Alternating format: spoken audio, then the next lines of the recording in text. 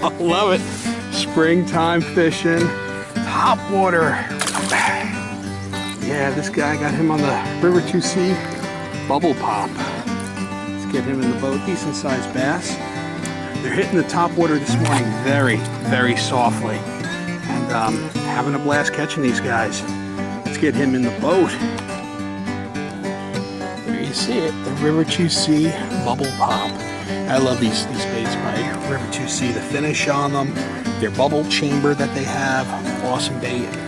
Nice 12-inch bass. If we were fishing in a bass tournament, this would make a nice keeper. Here he is. You know, it's not huge. 12-inch fish. When you fish in a bass tournament, this guy can help you. This is what we're fishing.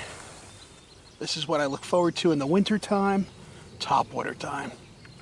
Now, whenever you're facing really flat, calm water, the commotion of a topwater bait, whether it be a buzz bait, a popper, a spook, anything that causes commotion on top of the water is going to draw attention. It's going to draw the bite. So when you're faced with flat, calm water, especially in the springtime, I moved closer to the boat docks because these fish are getting ready to do their thing and spawn. So the attention is going to be closer to the boat docks. But as summer comes out, I mean, you could fish these over grass flats.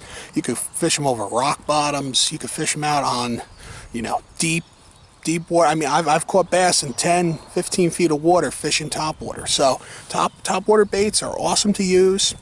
Check them out and catch fish.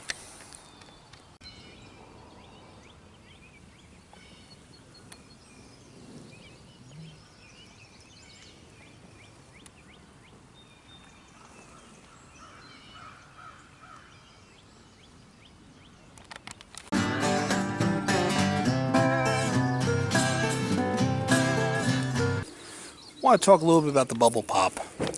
When you fish a popper or any surface bait, what it does is it triggers the predatory instinct of that fish to strike. And what I mean by that, that predatory instinct is it's going after the weakest link.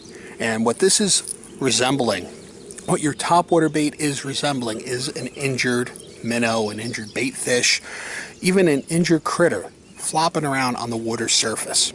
So that bass, where he is, he's going to zone in on it, pick up on it, and strike. So that's why when the water's this calm, you'd be a fool not to be fishing a topwater bait. I love poppers. These poppers in particular, you'll see they have a nice feather just coming off the backside. I remember years ago I had a talk with Zell Rowland, and Zell is the master of the popper. He even has his own line of poppers. And Zell, one of the biggest things that Zell does to his poppers, if they don't already come with them, is he adds a feather to the back. Now you say, what's that feather going to do? Well, that feather is sticking into the water surface. So that much of them is probably going to be sticking out of the surface, and this is part you're seeing here is going to be under the surface. And it's just that extra aspect that you're adding to that bait that can drive that bass over the edge and have him crash it. It could resemble a little bit of a bird feather. Even just the flash of it. It has, you know, you see there's some glitter in there, there's some whites, there's some browns. That could send them over the edge, and that's the thing. When you're fishing, you want to be, you know, you want to have one over on the other guys. If they're just fishing a stock popper right out of the package and it doesn't have that on it, add it. You'll have a lot of success. And that's it. Trigger the predatory instinct of the fish. When you're fishing calm water like this, throw top water.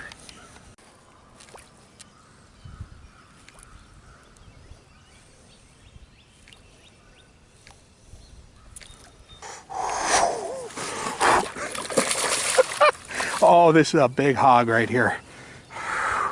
I'm loving it. Let's go to the rod cam right here. He is tugging.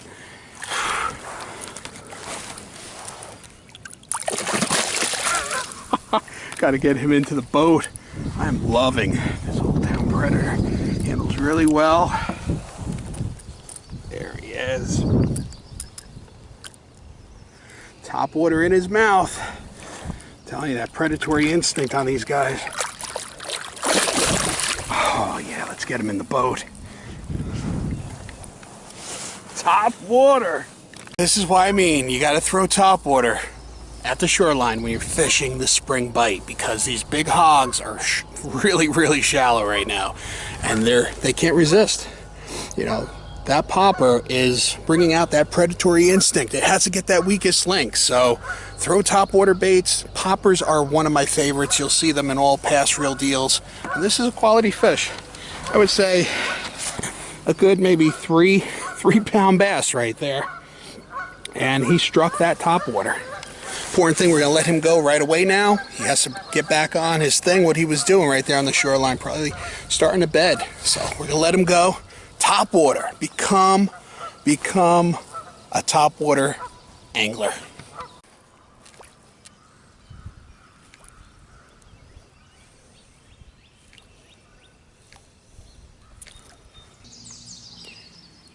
When throwing topwater, a key spot is to look for structure.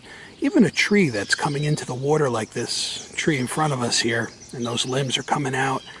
You know, it'd be ideal to cast your topwater bait right under those limbs. And you're mimicking what could happen here at any possible time. You know, a little critter can be crawling up on that tree and fall into the water. And those bass know that this is an ideal place to get a good meal. So when you throw that topwater bait under those limbs, most likely you're going to get a strike. Along the shoreline here, we have rock coming out. We have some docks. Great places to target with your topwater bait early spring, like we're fishing right now. The spawn is starting to happen. And throw that topwater bait along the docks. You see that rock wall there? Another key spot. And those limbs that are overhanging right into the water like that. I'm going to cast. I'm tired of talking about it. I need to get a fish on my line. This is fun fishing. You know, if you're trying to get kids into the sport of bass fishing, anytime from late spring all the way through the fall, topwater baits are awesome. You know, you can have a lot of fun with them. The explosions are really, really on fire, and kids will love it. You know, when they feel this bass fly up out of the water and eat a topwater bait, you know, that is the way to go. And it's rod bending action, so I love it. Tree that went out in the water right there, he's not a huge bass, but I still got a strike. So don't underestimate. When you see limbs that are coming off into the water, throw your topwater bait. There's usually a bass under them. Like I said, they live in this lake, and that's an occurrence that probably happens almost every day. Something falls off that tree, lands into the water, and becomes a meal for these guys. So overhanging limbs, target them with your topwater. Tell you, I got to a great flat here. I'm throwing that topwater bait, and they are responding. I love it. The Z-Man chatterbait. I love it. Rain started coming down. Just a little switch of the baits, you know. You change your luck. You change your luck, and look at what's happening. They are biting again. Not a giant, but I'm still catching them. A few guys went in, it got slow. So let's get him in the boat. Oh, I'm telling you. Well, the topwater bites slowly died off as the rain started coming down. Once the rain starts making that commotion on top of the water, I start changing my bait. So I switched from the popper to the chatterbait. Now slowly dragging that chatterbait along the bottom is where I got the reaction. You know, I went about an hour in between when the rain started, and now they're starting to bite, but they're not biting on the surface anymore. They're biting the chatterbait, dragged along the bottom, and I'm mimicking the baitfish. You know, the number one nemesis of the spawn for these guys are bluegill, pumpkin seed, all the sunfish. So if you mimic the sunfish, and that's the color that I'm throwing there, and I'm getting that bite again. I turn the bite back on for myself, and I'm backed off the shoreline just a little bit, and I'm launching that chatterbait out, bringing it back slowly, and they are responding. So let's keep fishing. Hey folks, thanks for watching The Real Deal Fishing Show. We'll catch you next week.